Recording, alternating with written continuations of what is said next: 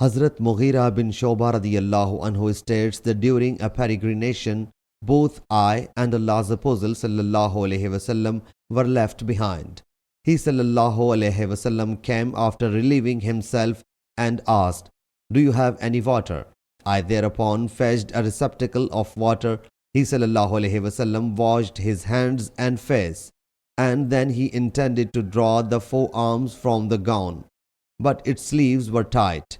He sallallahu alaihi wasallam then drew his hand from underneath, inside of the gown, and taking the robe off, put it on the shoulders. He sallallahu alaihi wasallam then washed the forearms and passed wet hands over the part of the head equal to the forehead, and passed wet hands over the turban and the leather socks.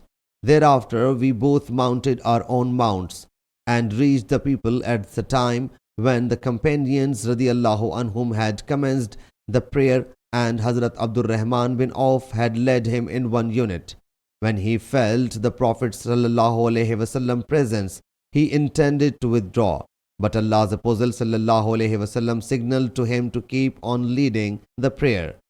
He then led the complete prayer, and when he performed the salutation, Allah's Apostle sallallahu alaihi wasallam and I got up and performed the unit we had missed. Sahih Muslim Hadith number 632.